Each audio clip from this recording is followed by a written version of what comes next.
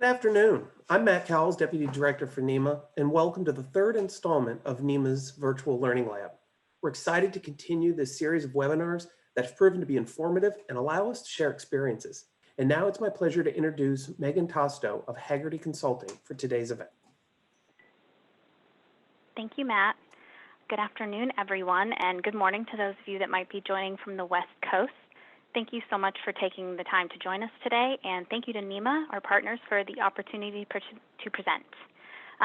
So as Matt briefly mentioned in his introduction, today our team is going to be discussing long-term cost recovery with a particular focus on federal funding programs related to COVID-19. We hope to share some of our insights to our own experiences on recovery funding and specifically highlighting what we have observed in delivering cost recovery in response to the COVID-19 pandemic, as well as some simultaneous disaster events. So first, I'd like to take a few moments to introduce our team, just to give us a little bit more background. Today we have 3 speakers from Hagerty, and we'll be discussing cost recovery from 3 slightly different lenses. So first, I'm Megan Tosto. I'm one of the Deputy Directors of Hagerty's Recovery Division, and I'm very pleased to introduce my 2 colleagues who are also Deputy Directors in our Recovery Division. So you'll be getting a very recovery-focused presentation today. So first, I'd like to introduce Tanya Shannon. She's been leading recoveries from Hurricane Michael to COVID-19 across the Southeast, as well as the Gulf region of the U.S., and Tanya has extensive experience in project management, as well as very deep expertise. And before joining Hagerty, she actually worked directly for FEMA. And then next is Ari Ranoni. Ari is one of Hagerty's lead policy subject matter experts, and he has a particular focus on FEMA public assistance. He's helped support some of our largest and most complex recoveries, going back to Hurricane Sandy, as well as some of the California wildfires, and more recently, COVID-19. So now we've introduced who Hagerty is and a little bit more about the speakers we're going to hear from today. We wanted to dive right into the topic of long-term cost recovery. And so for today's discussion, I'm going to take a little bit of a funnel approach, if you will, kind of starting from the broadest concepts of cost recovery and then kind of narrowing to looking at specific funding streams, specific cost recovery best practices and tips, and putting those in the context of a couple of real-life examples of applying different funding streams and applying different approaches to cost recovery. So here, as you can see on the map, we have sort of a broad COVID-19 specific federal funding landscape. And we wanted to talk about this kind of from its broadest level first. So we at Hagerty like to think of cost recovery as a bit of a puzzle that has a lot of different pieces, and you might have to kind of put them together strategically to maximize your recovery outcomes. And as you can see here on this map, there's about $3 trillion of funding that's already been made available specifically in response to COVID-19 through various COVID legislation, including the CARES Act and the Appropriations Act, as well as a handful of others. But as you can see from the map, and I won't name them all, this funding is spread across a lot of different federal agencies. Some aren't even represented here on this slide.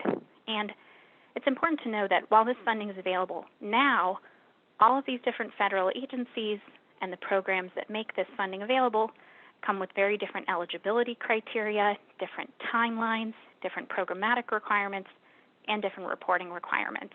So this is where it becomes kind of an increasingly complex puzzle to piece all of these together. In the next slide, I'll get into some potential forthcoming additional funding through the American Rescue Plan Act. But the important key takeaway we want to give from this slide is that it's rare that cost recovery is solved by any one federal agency or one federal funding program.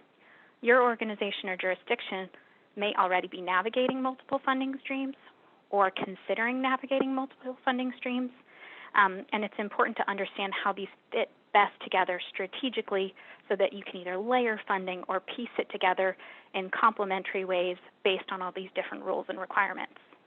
I wanted to mention, in the last slide we discussed funding that's already available, but we did want to highlight some of this additional funding that could be coming available very quickly. And this is under the American Rescue Plan Act of 2020. So as you can see here, it could include up to $1.9 trillion of additional funding. So this is a very large growing pool of COVID-19 federal funding. As of today, we realize this is still very much subject to change, but based on the latest and greatest information we have from the Hill, the relief package was approved by the Senate over the weekend, and because they made some changes, it's now back with the House for review and approval. So please note this could certainly still change, could be changing right now as we're meeting, but this could be forthcoming, could be by the end of the week or next week. But that's why we wanted to highlight some of these key federal dollars that could be coming out of this rescue plan since it is so current. So I won't go over absolutely everything here. I'll also pause to say this does certainly not represent the entire $1.9 trillion that could be represented in the final package. But some of the key priorities here are first, additional dollars to state, local, tribal, territorial governments. This could be a program similar to how CRF was structured, but it's spread across many programs and dollars. Next is education. So there's additional funding. That's a big priority of the federal government, is to provide additional funds to education. This includes K through 12, as well as institutions of higher education. And the next, additional dollars towards COVID-19 testing, since that remains an ongoing priority around the country. And then additionally, additional funds for public transit agencies would have been hit very hard by the COVID-19 pandemic. And then next, a really large bucket here for COVID-19 vaccination. As we know, that's a big priority for the federal government right now, rolling out vaccines as quickly as they can to address the public. Some of that funding is spread across different agencies, including FEMA, as well as the CDC. And then finally, there's additional funding that will be going to rental assistance. We know there was some rental assistance provided through prior legislation, and we anticipate there will be additional rental assistance provided in this new act. But again, all of this could change, but this is stuff to be on the lookout for. So now that we've kind of talked about federal funding in a really broad way, kind of these high levels, we wanted to also narrow this down a bit to focus on kind of two key federal funding programs, because they're going to kind of be mixed in throughout our examples today. And the first is the Coronavirus Relief Fund, or CRF, as it's frequently referred to. And you may already be familiar with CRF.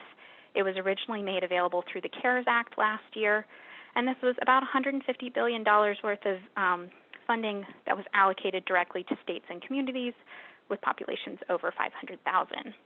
So this was fairly flexible funding in how it could be used to respond to COVID-specific costs and needs.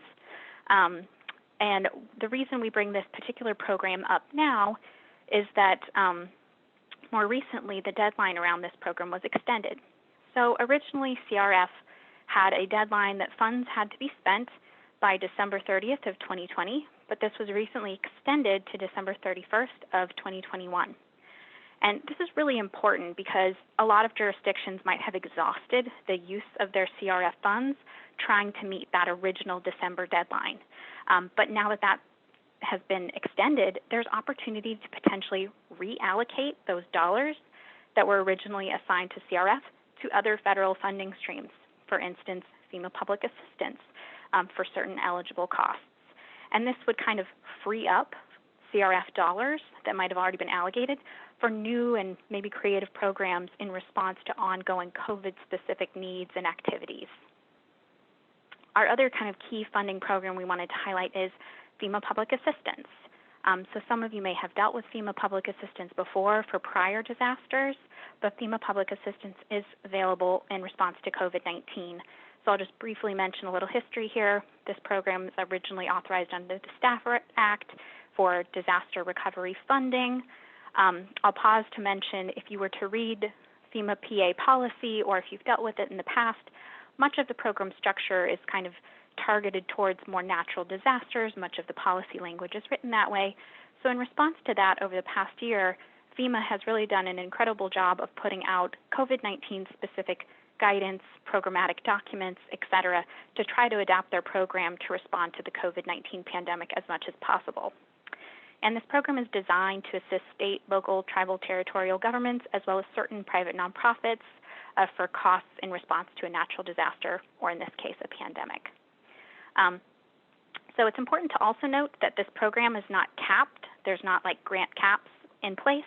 It's also not a competitive grant program in the sense that many other federal funding programs are. but it does have very specific eligibility rules, very extensive programmatic rules about how it can be used. And it's also important to note that the funding is not allocated down automatically. I know we kind of discussed that in the prior slide. Some programs automatically allocate funding because this is a grant program. So for COVID-19, many jurisdictions or applicants didn't choose to use FEMA public assistance funding, perhaps because all of their needs were satisfied by CRF dollars or some other federal funding program. But as the pandemic has continued and as many applicants and jurisdictions have continued to incur COVID-specific costs, and as some of these major programmatic rules like CRF have changed, FEMA public assistance might now be a programmatic option to consider. And one other major important thing to note is, as you can see here on the screen, traditionally, FEMA public assistance comes with a federal cost share, this kind of 75-25% split, 75% federal cost share, leaving a 25% non-federal cost share for the applicant to pick up. Recently, for the COVID-19 disaster declarations, this has actually been increased to 100% federal cost share. So that's also something for different jurisdictions to consider and maybe a reason to think about FEMA PA if you haven't in the past. And FEMA has continued to kind of make recent announcements about how this 100% cost share is being retroactively applied to eligible expenses for the COVID-19 pandemic. And FEMA continues to alter some of the eligibility rules under the COVID-19 pandemic specifically. They've made some initial announcements about perhaps, relaxing some initial eligibility rules they had in place, but we continue to monitor their policies very closely. And I would encourage you, if FEMA PA is something you're considering, read through all those policy documents since they have very specific eligibility requirements. And one other interesting point about FEMA public assistance that's worth noting, they also do have an allowance for certain administrative claims. So they realize, since it is a more complex program, there may be costs you incur in preparing these grants and administering this program. So they do have a percentage that you can claim in administrative costs. So just something to think about. We wanted to kind of tie these together very briefly here in a little bit of a case study that we wanted to share with the group. So in this example, this is where we're considering pulling different funding streams together. So in this specific example you'll see here, we were talking about a state-level government agency, and this specific state had relatively little experience with FEMA public assistance. They didn't have many natural disasters that would need FEMA public assistance. Additionally, they also had a kind of a moderate number of COVID-19 cases, and initially they found most of their COVID-19 financial needs could be met with the CRF dollars that they received through the CARES Act.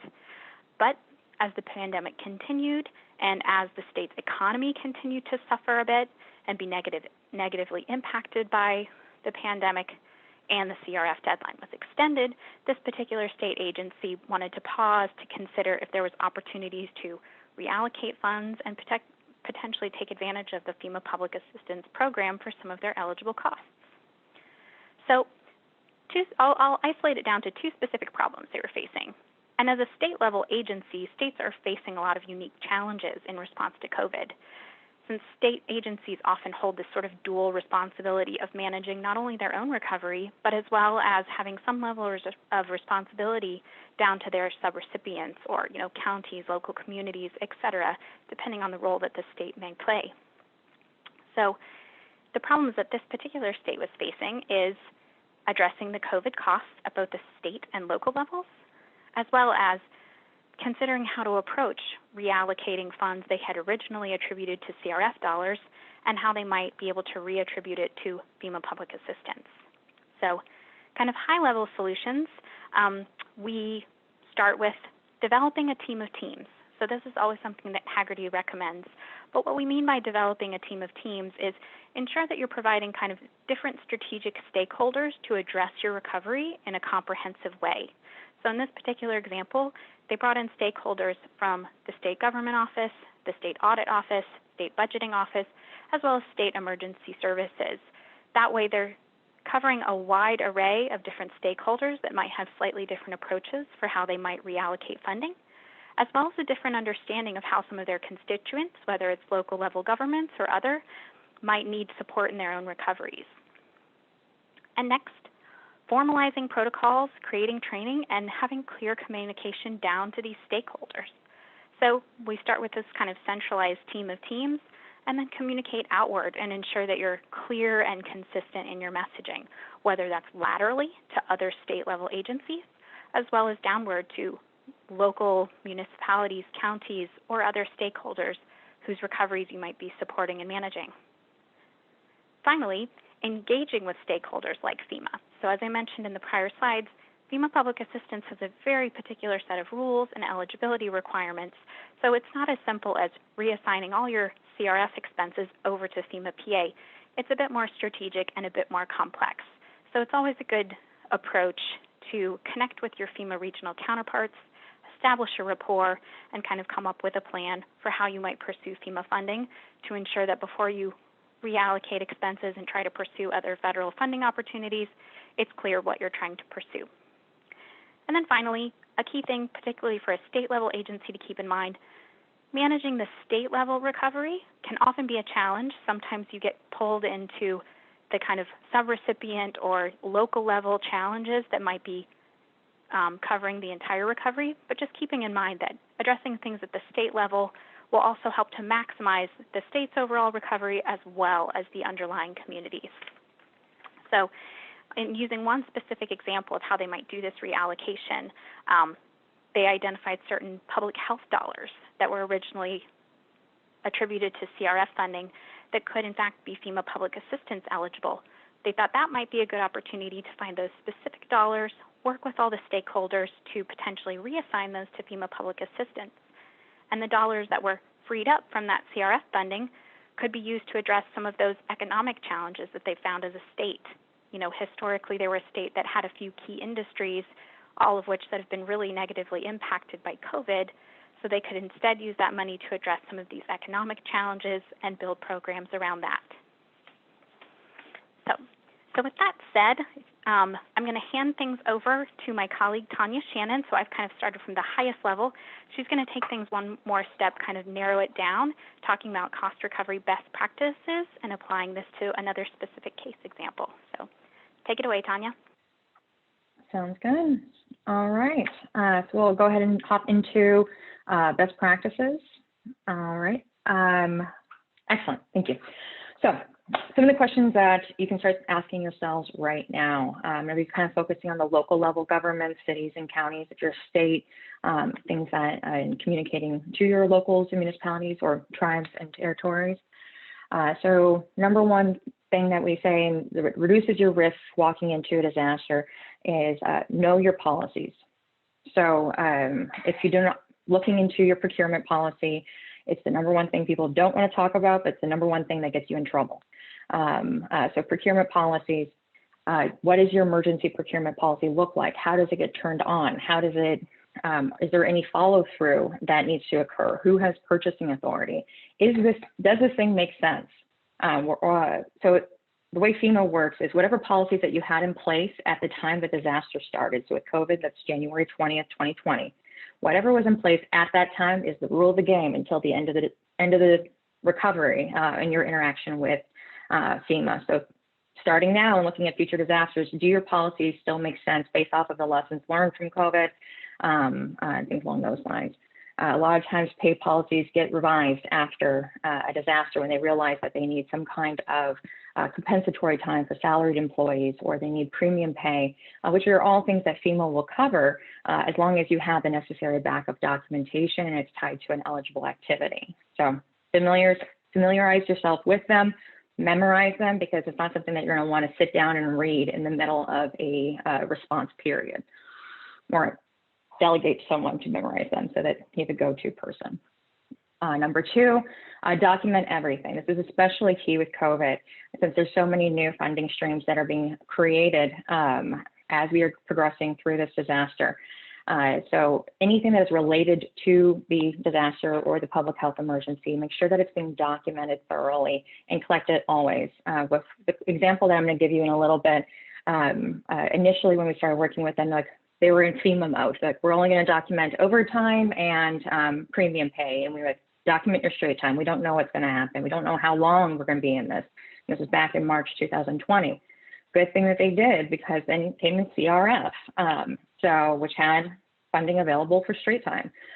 So until you know what the full rules are for all the funding streams, which you may not know until years after the storm, sorry, I'm in hurricane mode in my head, or years after the disaster in the South. Make sure that you document everything, just so that you're not leaving any type of funding, not being able to access them because you don't have the documentation. Build internal capacity. Everyone already has a full-time job. If you are with COVID and with any kind of natural disaster, a lot of times this gets added on as an additional hat to someone in finance, someone within emergency management. It is a full-time job, even if you have consultants. So we strongly recommend that you look at potentially designating someone as this is their full-time position, navigating cost recovery and recovery as a whole.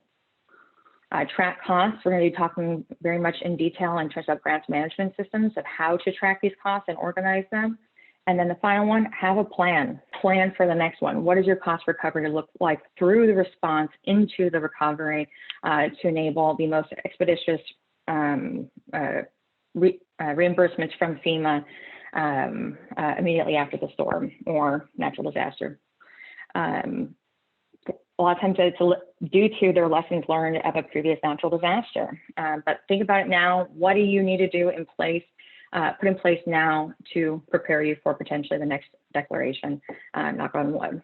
On here are some questions to ask yourselves, or if you're a state, tribe, or territory, asking your subrecipients, your local governments, what's your plan? So an extra layer of complication is what happens if you have 2 declarations or more at a given time. So what is critical at this is that you have clear guidance for your staff, especially for folks that are not finance folks in their heads. They don't want to talk about invoices and payments and things along those lines. However, they're making financial decisions for your jurisdiction, making purchases in the heat of the moment in their response. So what are the parameters that you need in order to track these costs or track the activities? So within your financial system, establishing separate index codes to align those costs as they come in, and creating an adaptable grants management system. Again, we'll go into more details on there, because if there's going to be a significant, with COVID alone, there's a lot of duplication of benefits risks there.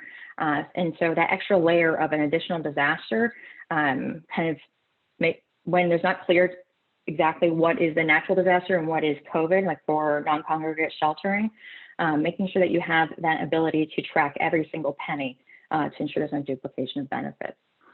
For activity tracking, this is the #1 thing that folks don't want to do during a disaster, especially if it's a very active response, but it is absolutely critical for folks to write down what they're doing. With, just give me an example of a activity report for one of my police departments. It's one activity report for 1 day of work, but the police officer for the first 3 hours was doing COVID work, enforcing local regulations that were put in place during the shutdown. The next 4 hours was doing evacuation support for a storm that was on en route. And then the rest of the day was back to COVID work. And then there was, I think, an hour there that was unrelated to any natural disaster. So making sure that they have guidance in terms of how to track their activities or create separate teams, but making sure that they have that information and you don't have to document it after the fact and trying to remember what you were doing several weeks or potentially several months ago. And then scalability and adaptability, especially within the storms. And as part of that plan, if another storm happens or another natural disaster happens while you're in COVID, still responding to COVID, how do you get the staff augmentation that you need? What kind of contracts do you need in place for standby contracts in place for staff augmentation, for the EOC, for cost recovery, getting the people you need to get the job done. So just things to think about when you're putting together that plan. Then jump into an example.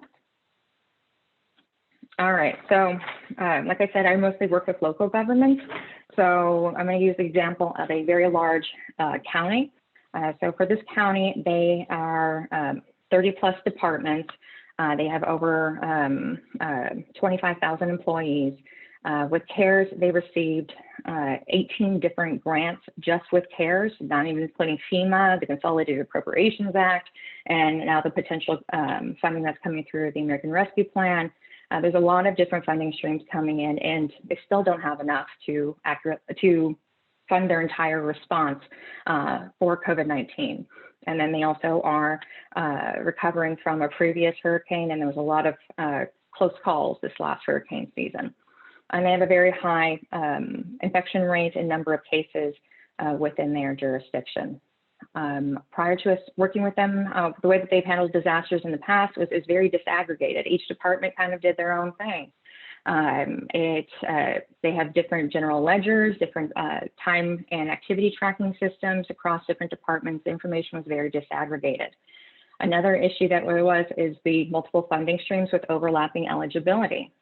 CRF will pretty much pay for everything that FEMA PA pays for, and then some, with some exceptions. But there's a lot of overlapping eligibility with these funds, making sure, so they were concerned about how do we maximize the utilization of these funds for the best interest of our people. And then finally, the economy for this county is largely driven by tourism. So their economic recovery going forward is a huge concern. All right, so first talking about the first problem, the disaggregated information. They learned through their last disaster that wasn't the best way of operating, that they wanted to have a single kind of team centralized that could enable visibility across the entire county so that they can make those financial decisions, create that strategic plan, that there's one strategic plan, not 30 separate ones for each department.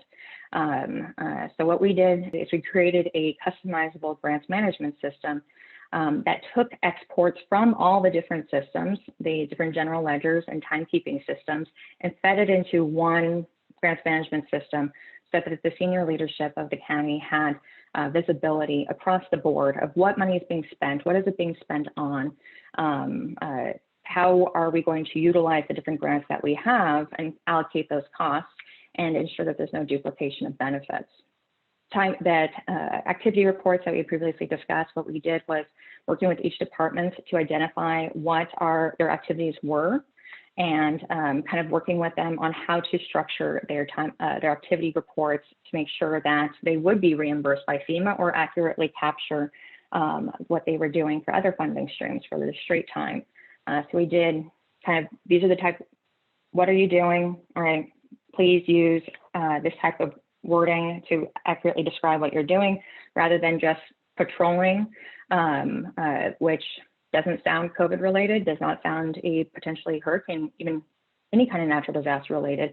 What they were actually doing is they were enforcing the regulations of the local and state regulations for businesses and ensuring that they were doing social distancing and things along those lines. So getting them to do those extra words to more capture the picture of what the people were doing. And this is not just first responders, this is like first 311 operators, social service providers that work with the county, librarians that were supporting in information dissemination. It was across the board in the entire county. So not just thinking your first responders. With the centralized system, and we'll look at it in a little bit more, it made it so that we could only allocate 1 penny of expenses to 1 penny of grant funding. So it pretty much made it darn near impossible for us to have a duplication of benefits, and enables future audits to go more smoothly because they can clearly see what's paying for what in the future. So this is the system. It's just like a high-level snapshot. It's not the prettiest thing. It's a customizable grants management system.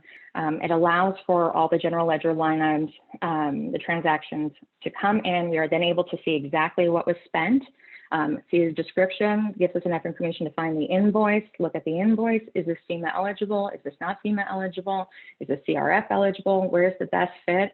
And then allocate those costs, which then starts building the project for submission to FEMA or showing how the CRF or other grant dollars are spent. So you can see the different grants on the left-hand side, and then how are they grouped by different types of costs by project names. When you're thinking about a grants management system, there's a lot of different options. There's off-the-shelf ones that have an established structure. I prefer to have something that's a little bit more adaptable because these grants are so unique. They have different reporting requirements. They have different kind of what is the information that is needed, at what level of information is needed to make decisions. So prefer to have something a little bit more customizable, but kind of thinking about what do you want it to do? How do you want it to report out information? And do you want it to be a tool to help build these grant applications when you're looking to identify a grants management system? All right, the next thing was staffing. So scalability. For the previous disaster, what the county did is that they, like I just said previously, is they had staff that had a full-time job, and it became an additional hat to whatever they were doing. Whatever their original responsibilities were. So cost recovery in general was an additional hat. That caused a lot of stress for them. They had very full plates. So when COVID started, we immediately scaled up to meet the need and starting putting together the PA projects. CRF became a thing. We had some policy individuals that were available, reporting folks. So initially we had a very large footprint because on the county side, everyone was in response mode and didn't have a lot of bandwidth to think about recovery. Now we are 1 year later.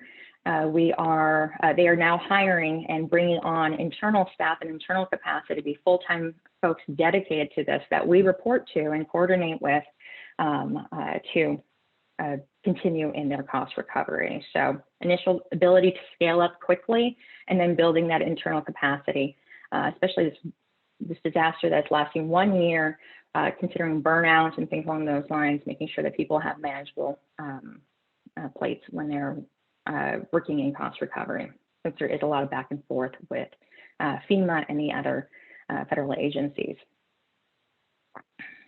What we recommend frequently is that this does with cost recovery.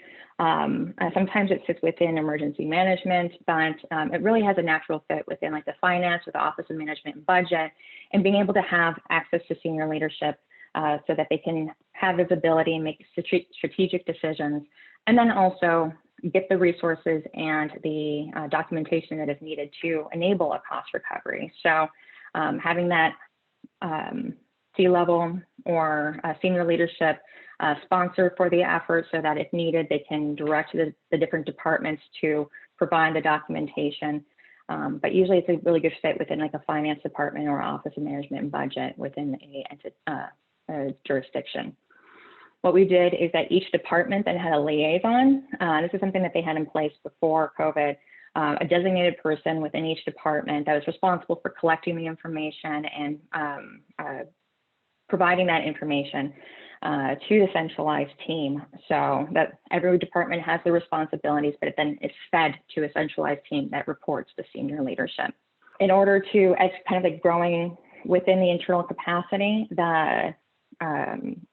the team that the county hired is consisting of like 2 to 3 people, I think is the game plan. And they hired temps to do some of the lower level work of collecting invoices and proofs of payment that then is fed to us and we put into the packages for FEMA.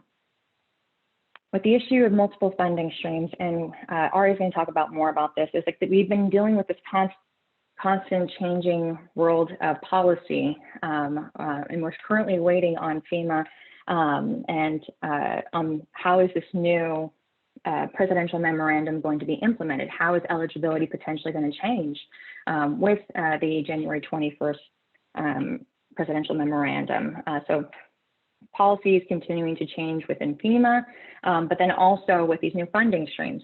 There may be a better fit if a new funding stream is created, like Megan was saying, of moving certain costs into that new funding stream. Within FEMA, there's the creating of projects that you're grouping logically costs together. Like these are all the meals, public meals costs, put that into one project for FEMA PA. All the PPE into another project for FEMA. We did the same thing for CRF and the other different types of grants, so that if there is a change in eligibility for any type of grant, that we can then we can easily reallocate those costs to the different grants and easily identify them. So that was one strategy that we put in place and created that within our grants management system so that we can group like costs under different grants so that they have to move, we can. Examples of that I have on the bottom that were different groupings. This PPE for non-first responders post 9/15, which currently is not FEMA eligible. It may change, so not saying that it is, but if there was a change in eligibility, we would be able to easily identify those costs and move them over, since we are dealing with over $800 million worth of costs at this time over the last year. So finding ways to group costs, we can easily identify them and reallocate them within the system to ensure you are maximizing the use of the funding you have available. So with the previous funding streams, we worked with the county to identify what is their strategy, how do they want to use the fundings, what is their priority. Their priority with PA is going after every single eligible PA dollar that they can. They wanted to utilize their CRF for the areas that PA would not cover with the different programs, and those two are going to cover the county's costs to maintain the services that they need to and for the response to COVID-19.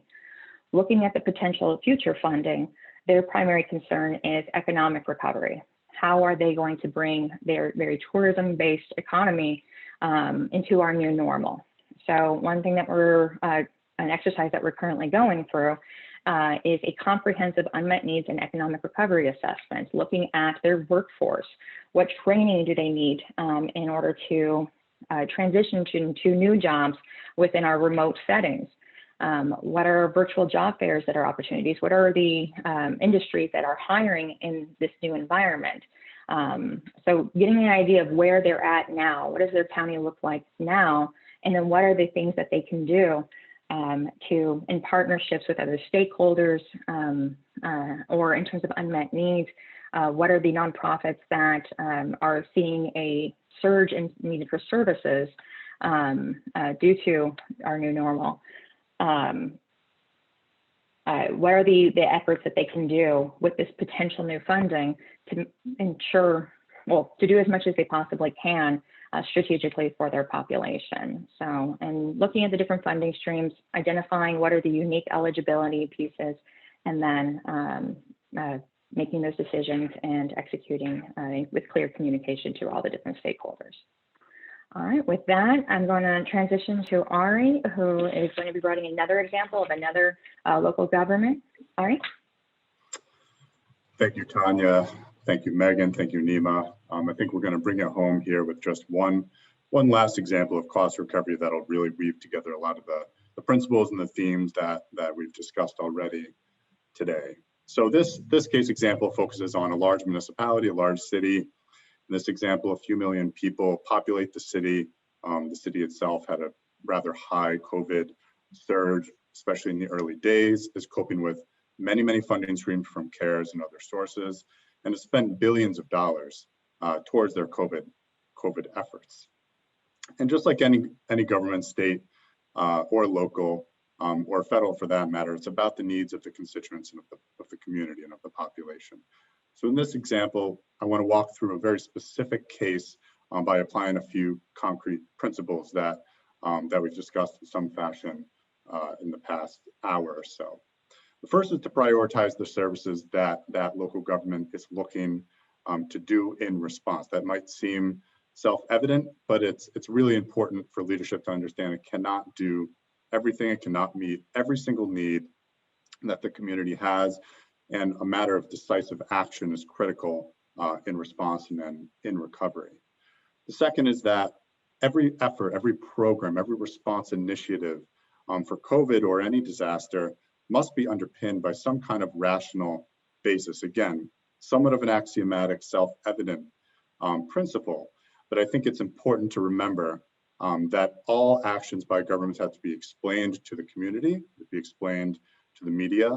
They have to be explainable and justifiable, and then ultimately, with respect to the topic at hand today, they have to be explained to the federal government. You have to be able to explain to the federal government why you as the local entity undertook certain initiatives. And again, that may seem obvious, but in the context of disaster operations, it's very easy to pivot work midstream. And that's not something to say that local governments shouldn't be flexible or shouldn't bend to the will of the people and to the needs of the people, but rather that when they do so, it should be done rationally, so that later when you're explaining all of the really good work you've done, you can do so in a manner that seems quite straightforward and not arbitrary, which is a core tenet of a lot of the programs that the federal government comes with, is that the actions are not arbitrary in nature and are rationally based. Lastly, drawing on those two principles, when we identify assistance available, as discussed by Tanya and Megan, it really takes that kind of decisive action, that decisive leadership to prioritize the services that the local government is undertaking and sort through what assistance can be brought to bear to that end. And so to animate this a little bit more concretely, we want to finalize this talk with a concrete example, and that is about food insecurity brought by COVID-19. So what we have here is just data from Brookings. We could draw from data drawing data from various sources. Here's just one example. It's to illustrate a basic point. COVID-19 caused widespread food insecurity. This histogram compares data from 2018 to April 2020 to show marked increases in child food insecurity and household food insecurity. And so when faced with such an imposing problem like widespread food insecurity, the question then becomes for the local authority, the local government, how do we respond?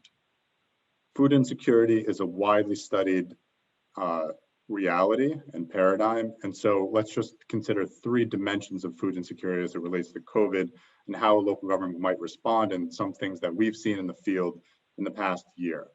So let's start with homebound folks. We're all quite aware that COVID-19 made it very difficult and frankly unsafe for certain populations to travel. And in this case, some to travel to access food. So what's the problem here?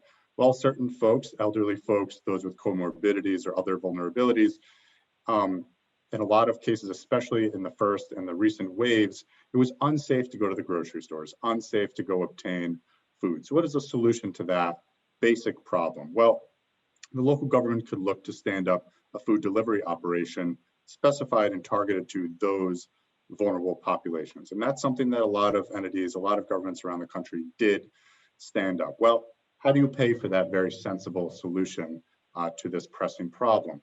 This is where FEMA public assistance is a good source and was a good source, specifically because FEMA, as Tanya and Megan mentioned, deployed a series of disaster-specific guidance and policies to try to meet the pressing needs that COVID caused. In this case, food distribution. In April of last year, FEMA issued a specific policy for COVID declarations to support food assistance. So a food delivery program could be eligible under that PA policy, but it's important to remember some of the core principles of PA policy specifically as they relate to COVID. We're still referring to this FEMA funded work under PA as emergency work. It's still category me emergency work. It still has to in some manner protect life, health, and safety. FEMA is rather specific about what that means in their food policy. It means protecting vulnerable populations that are pre-identified in a food delivery or assistance program to get that kind of food assistance. So programs to meet this need must then be designed with specific criteria and designed rationally to then meet folks and vulnerable folks who meet those criteria. It cannot be a program that delivers food to whomever wants food. That is the kind of thing that a local government may choose to do, but that would run afoul of some basic FEMA rules. And so it's important to design a program that meets the most pressing need of that vulnerable population and do so in a manner that meets some of the core tenets of FEMA policy. And in this case, that is to track and to target vulnerable populations who cannot otherwise safely leave the home to access food. So we talked a little bit about folks who are homebound due to COVID, and it's not safe to leave their home needlessly to access food. Now let's talk about another dimension, another problem about that comes about from food insecurity, and that is a little bit more straightforward. That is, folks have lost their job, jobs. There are economic shocks that have gone countrywide, and it's very difficult, as you saw in those Brookings data, for folks to afford food in the same way they were able to previously. In this case, maybe a local government wants to stand up a program for free food pickup to help families that attest to need and that cannot otherwise afford food. Well, that's not a program that is well suited for FEMA PA because it doesn't target vulnerable populations specifically for whom it is unsafe to exit the home and access food. That is a specific point in FEMA policy. However, there's other sources. We've talked a lot about Treasury CRF. That is a rather flexible funding stream, and in this case, Treasury CRF could be used to support a food pickup program, provided that program was not budgeted for prior to March of last year, and that it was really designed specifically to meet the needs of COVID, to the community of COVID, and especially that could support adult feeding. Separately, there are several USDA child nutrition programs to support feeding for eligible students and children in school. Those programs typically require students to get food in congregate settings at school, but USDA waived a lot of those requirements for COVID, allowing those programs to be deployed in distribution points so that parents and guardians could pick up food on behalf of their eligible children. And so that is allowing a local government to combine a food pickup program both for adults and for children by combining two funding streams for really the same purpose, which is supporting household level food insecurity. The last dimension of food insecurity I'll talk about here, just to kind of animate the various impacts of COVID and how the federal government can be here to support some of those efforts, is to look at just broadly food shortages. Certainly in springtime last year and early summer, there were lots of reports and projections that food deliveries would abate, and that would really create food scarcity in places that were already struggling to afford food, which would therefore increase prices and increase pressure on food banks and the like. So a local government could say, okay, well, we've projected a rather large amount of food scarcity.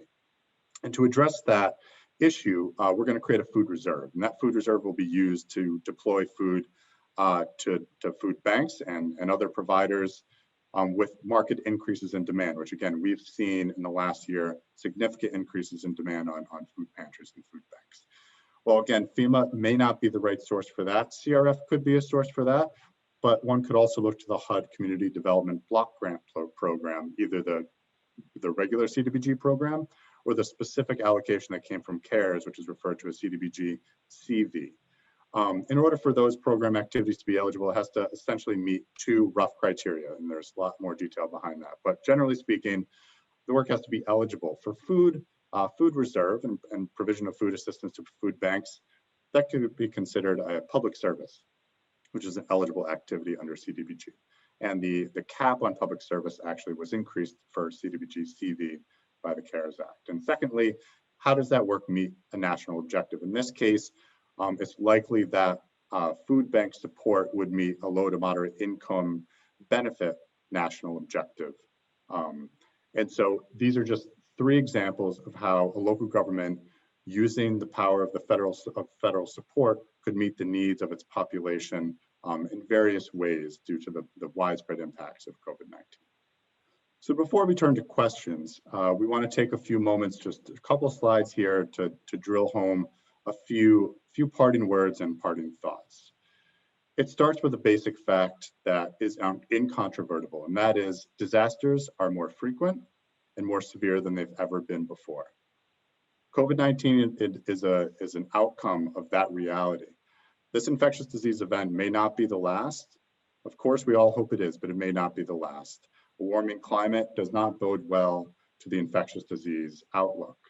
And it's important for all communities, it's incumbent upon all of us to take that opportunity to more aggressively look at what our communities might face in the future with respect to disaster risks. That takes monitoring public health crises more aggressively, expanding on business continuity and emergency operations preparedness, investing in infrastructure resilience and climate adaptation like managed retreat, prioritizing efforts at mitigating long-term economic impacts and engaging communities to prepare for these kinds of long-term economic, social, and public health shocks. As Megan mentioned, this could be as simple as setting up some standby recovery contracts so that when disaster hits, your community is ready. But all of it requires a unified vision, collective community consciousness, and strong leadership.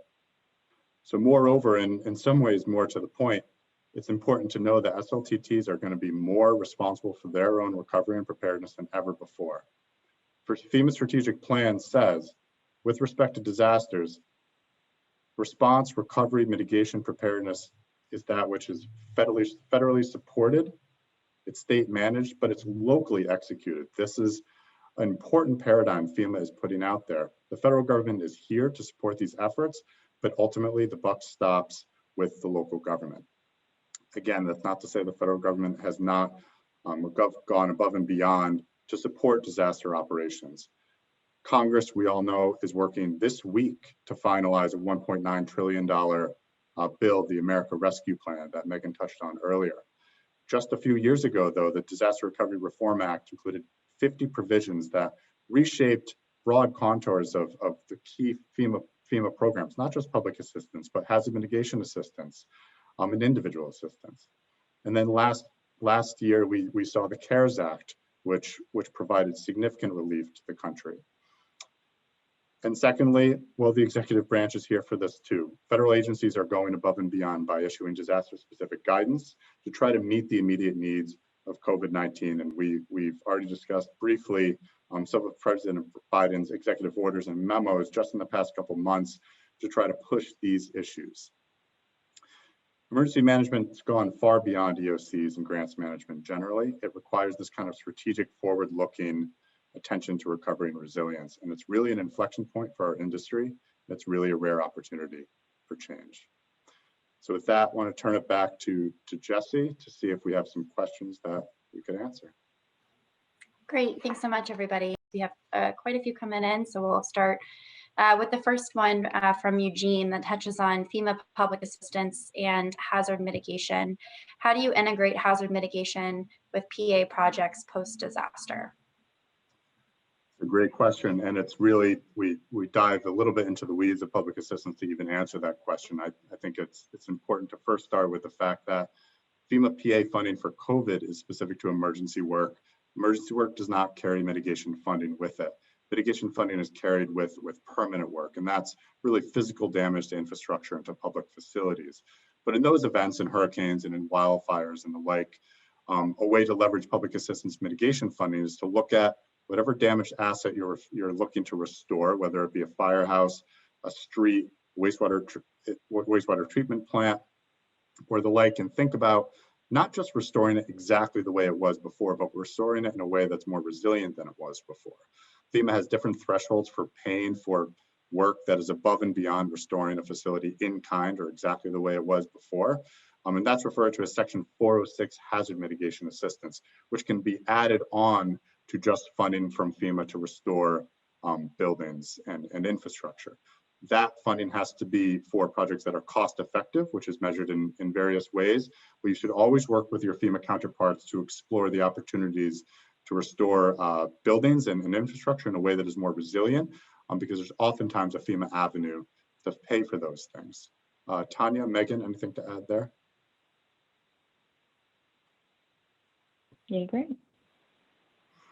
I will add one more point then there to pull back a bit from PA. PA is, of course, what we just discussed with respect to FEMA, but FEMA has other public assistance programs that don't tie directly to disaster damage. It's hazard mitigation assistance program set, which is really 3 programs: hazard mitigation grant program, what used to be the pre-disaster mitigation PDM program, but is now the Building Resilient Infrastructure and Communities program, the BRIC program, and the flood mitigation assistance program. All 3 of those allow for funding to make infrastructure more resilient than it was before a disaster, but it does not need to be infrastructure directly damaged by a disaster. It just has to have a risk profile that demonstrates a cost-effective way to protect that facility. So there's opportunities outside of just public assistance to mitigate your infrastructure.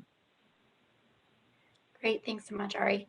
The next question comes from Allison. It talks about the FEMA incident period for COVID-19. How long will the incident period for COVID-19 funding stay open? Is it tied to a percentage of the population impacted? So as the number of infections decline, so too will the funding opportunities. Another very good question, and I think there will be a little bit of tea leaf reading on this one. Right now, there is no direct indication or metric that FEMA or any other entity will be using aside from their own lifespan of the grants themselves that will say, well, this is when funding stops. For FEMA, the eligible emergency work period remains open, and the term of art from FEMA is that it's open until further notice. Right now, FEMA public assistance is eligible at 100% federal cost share through September 30th, 2021.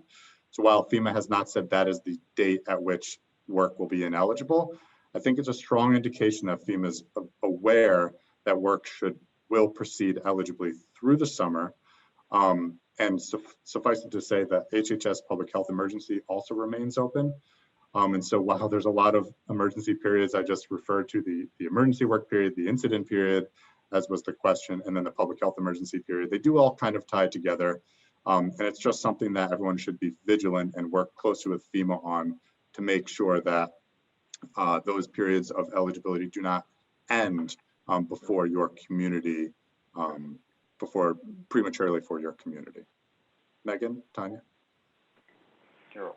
The only thing I would add is that for FEMA public assistance, there are some specific timelines to be aware of outside of the actual eligibility period. The program also comes with specific grant-related timelines. So that includes times in which you have to submit a project, times in which you need to file a request for public assistance if you haven't already, as well as certain timelines around work completed, and then ultimately when the federal government will encourage you to close the grant. Some of that can be found directly in FEMA's policy guidance, but some of it is still to be determined for COVID-19 specifically, because some of the deadlines that were in place for other disasters have simply been extended given the kind of length of this particular incident period. So just something to keep in mind in an additional complexity of the program. The next question comes from Ryan. The question is, are we also helping clients measure the impacts of funding program implementation, specifically analyzing economic impacts in real time to get to a little bit more of a granular geographic basis to forecast long-term funding requirements? That's a good question. I think certain federal programs do require that kind of projection and analytical work to identify the most in-need areas. I think economic recovery is a very specific component of this work that, for example, FEMA typically does not support directly because it's not viewed oftentimes as an emergency protective measure necessary to save lives. But with that said, there are other funding streams that do have a more focused attention to economic support. So I mentioned with our large county, we're currently planning on how we're going to write the plan. And it's similar to what we do after a natural disaster. And after the hurricane, we put together a team of teams, like Megan had said, bringing in different skill sets from within the city's workforce, within Hagerty's, and working together to identify what are the different industries that were impacted by the hurricane, what are the future industries. So prior to the hurricane, it was a very tourism-based economy, but looking forward, due to the level of devastation caused by the hurricane, the future industry was not going, tourism was going to continue to be a significant economic driver. So how do we get that back on track and get tourism back to pre-disaster levels? But then also construction was going to be a significant area of employment within the area, and there's actually not enough people in the area to meet the demand. So the strategy put in place there is how do we recruit individuals to the area to relocate, to take part within the construction and rebuilding of the community, and what was the training that was necessary to meet the demand within the population of the area. So hire locally and then recruit in to meet the demand and what was the education needed.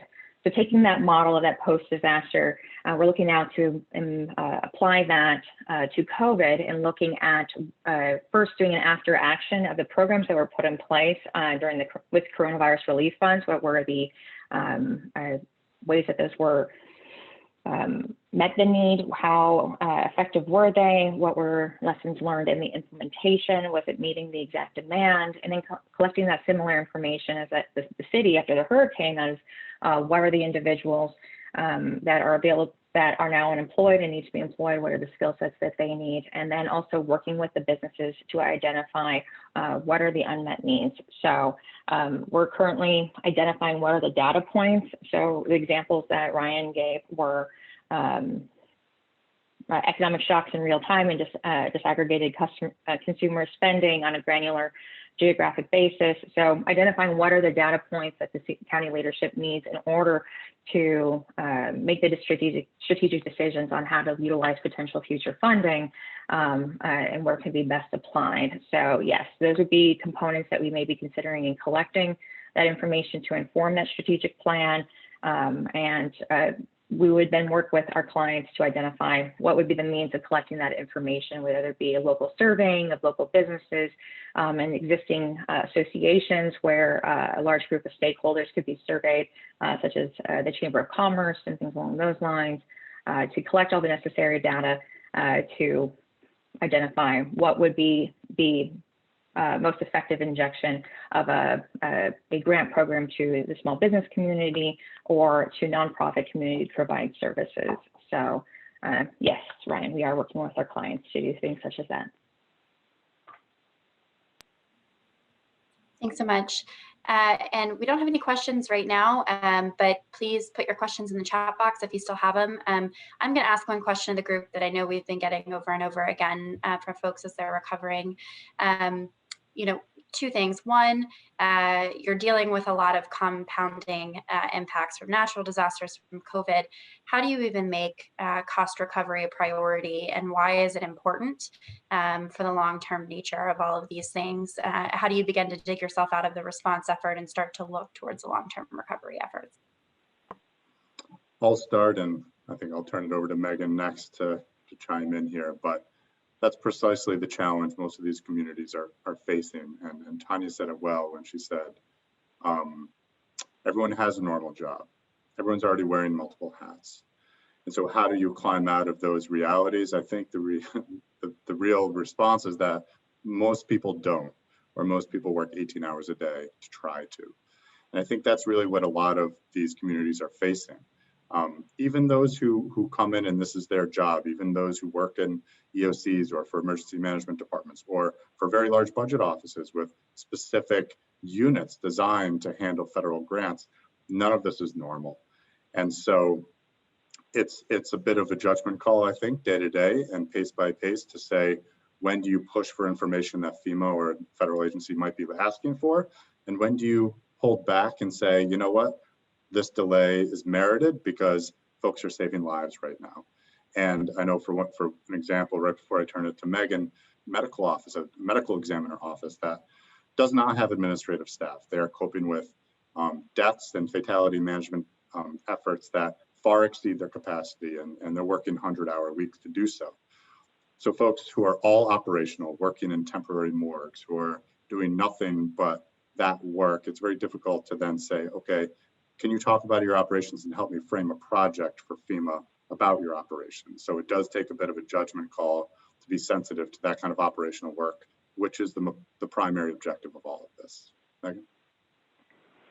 Yeah, and those are great points. And all I would add is that, kind of chiming back to some of our earlier comments, how to shift from response to recovery, it's difficult, it's challenging to know when. There's not necessarily a signaling tipping point of, okay, now it's time to switch gears. So, kind of recapping what we said earlier a bit, starting with kind of forming a team of teams, as we mentioned, that can be a best approach. In Ari's example, sometimes it might not be the actual operational response individuals, because they might still be very much in the weeds of the day-to-day activities, but finding stakeholders kind of at the leadership level, whatever the case may be, who can give you sort of that whole lens of the recovery activities and costs being incurred, but is also willing to kind of take that responsibility for your jurisdiction or organization to help move recovery forward. So just sort of creating that unified steering committee or some other working group that makes cost recovery a specific priority. Now, we realize sometimes that might be senior leadership. They might not have the capacity to do the recovery themselves. So I would also mention many of these programs do come with an administrative allowance. I mentioned that briefly for FEMA public assistance, but it's also important to know a lot of other federal funding programs know this. They know your organization or jurisdiction is doing this real-time response work and might not have the capacity or ability or subject matter expertise to navigate all of these very different federal funding programs. So it can be an opportunity to engage, either additional contract staff, subject matter experts, whatever the case may be, to help you to move your cost recovery forward or just general recovery efforts forward. And there are certain, financial allowances to help support that process, so it's not taking an additional cut out of your budget or your resources. So those are just a couple of considerations as well. And just to add one kind of thing, this kind of speaks to one of the questions that popped up. One thing I do, especially those who haven't experienced a declaration or a natural disaster in their tenure within their agency, is mapping out the timeline. How long is this going to take? And getting the resources that you need, because this is not a one-year thing. This is, we're already 1 year into response. For COVID, this is going to be years, that making sure that you have all the grants, getting all the grants written into FEMA through the FEMA process. This is just strictly for FEMA public assistance. Getting the projects put together, fully documented through the Consolidated Resource Center and through obligation, working with your state, tribe, or territory, if you're a local government, to draw down on those funds, then versioning the projects for additional costs, and then getting all those projects through closeout is going to be a multi-year effort. And then you have other grants which are going to have audits that are for years to come. And we're going to have a lot of audits with this, how many funding streams that are at play here with the potentiality for duplication of benefits. So advocating with your senior leadership and kind of laying out that bigger picture of what this whole process will be to get the resources that you need in order for a team to see it through or getting standby contractors that can commit to being there with you for the years to come. For natural disasters, I mean, Katrina is still open. The example, as we just started working with them on other historical disasters back to 2005, I had to figure out what was the policies in 2005 for this, the types of grants that they still have open with FEMA PA.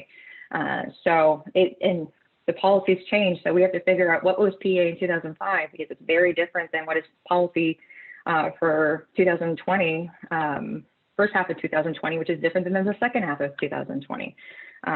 So painting that bigger picture of what a cost recovery is for a single declaration, let alone if you have multiple declarations, so that your senior leadership has that idea of the level of effort and the timeline to get you the help that you need in order to do this. Thank you all so much. And then I think this will be the last question. We had someone message me directly wanting to know, what is one piece of advice you would offer for communities that are currently responding to concurrent disasters? And also, what is something that each of you have learned over the past year responding to COVID?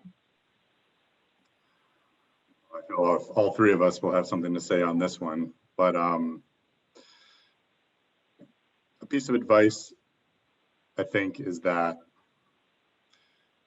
everyone has different skills. Everyone brings different skills to the table, and some folks are amazing at operations. Some folks just want to stand up new programs and act. Some folks want to make sure that the disaster response work makes sense and can be explained. And I think it's important to be sensitive to all skills brought to bear in response, because it's a multidisciplinary effort. Everyone is needed. To Tanya's point, the cost recovery tail is very, very long. It's not more important than the operational period, but it is a longer period than the operational period. And so those folks who are trying to understand the operations on the ground are only trying to protect that work that happened for years to come, because there will be lots and lots of folks second guessing what happened. And so I think it's to acknowledge potential burnout. People are very tired. Everyone's bringing different skills to bear. And that's definitely something I've learned. I don't think anybody has been involved in a year-long response operation before, because I'm not aware of any response operation that's happened for a year, but that's where we are right now. And so I think it's to be sensitive to those around you and to kind of take the long view and the short view simultaneously, because you really need to see both at the same time.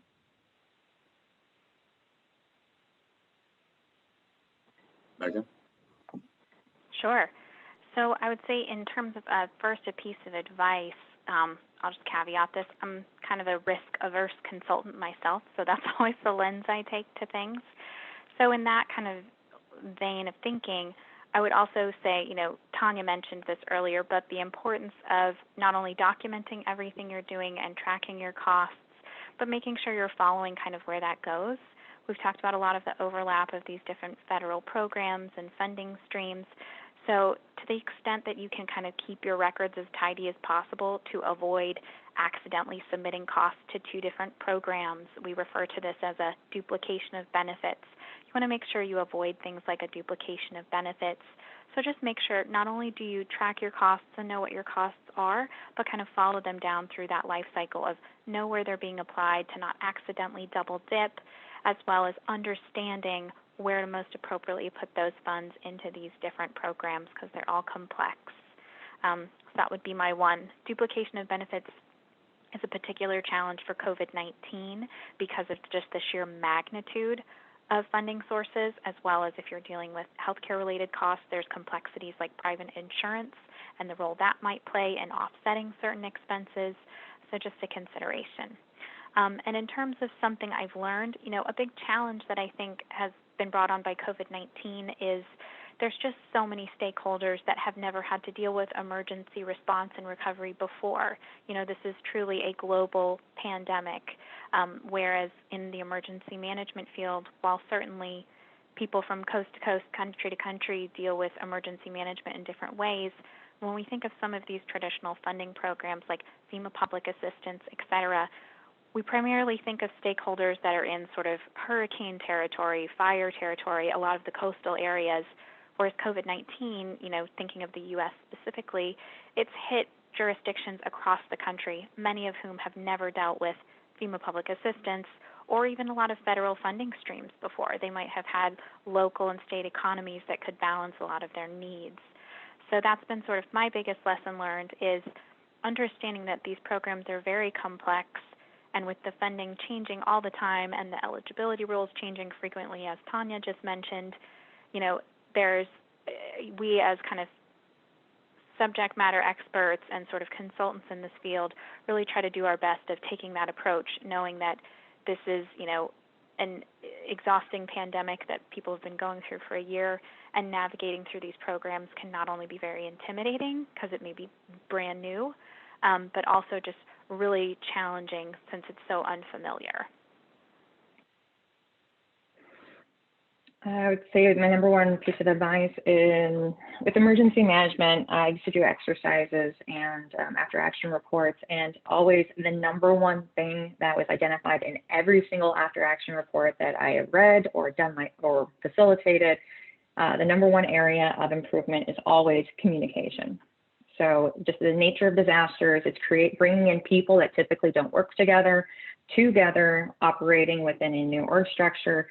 It may be ICS in a response, or putting together a cost recovery team, operating in a different way than they normally do just by the nature of disasters. Those traditional communication structures, and it's kind of like when you go to a foreign country and you just forget how to do anything, like you just forget to communicate. Especially in this remote environment, establishing those set times and when you're going to brief out. It doesn't have to be on a daily thing with cost recovery, maybe a weekly or a couple times a week, but establishing times where you come together, figure out where you're at, what is the path forward, what are the changes that have been in place, that have occurred in the last couple of days and the last couple of hours, and ensuring that everyone has visibility of what's going on and what are the goals, and that they're all running, at least in general, in the same direction. So first thing, what are the communication strategies that you're going to utilize? When is everyone going to come together and hear the same thing and get the same marching orders? And how does that repeat? And what setting expectations with your staff and your team leads or management structure, what your expectation is to them to communicate to their teammates and to the leadership as well. In terms of the lesson I learned this last year is the importance of setting expectations and adaptability. It's been, we're running this way, and then, okay, things change, we're running this way now. And setting that expectation with folks, letting them know, hey, I may tell you to run at a full sprint this way, but then we get new guidance and we're going to turn left. And having that expectation ahead of time, emotionally prepare themselves, has kind of, since we're all tired with this 1 year response, given them that a little bit extra energy, expecting that there's going to be twists and turns throughout this process. And if you are a state, tribe, or territory, working with your local governments, working with your leadership, setting the expectation that things are going to change. What we think is the situation today may not be the situation tomorrow, with a revolving policy. And there's no point in getting upset about it, or if you don't agree with it, nothing, don't voice your disagreement, but making sure that that's an expectation and not a surprise, so that you know how to respond and adapt to it or formulate argument on why it shouldn't change. But that in general has helped with not being surprised when anything kind of shifts. Thank you all so much. And thanks everyone for joining today. I'll turn it back over to Matt Cowles with NEMA to close us out.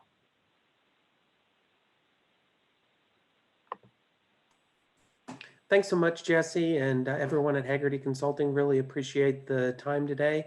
Thanks for everyone who signed in and participated. And please be on the lookout for information about the rest of the Learning Lab going on the rest of this month of March. Thank you so much.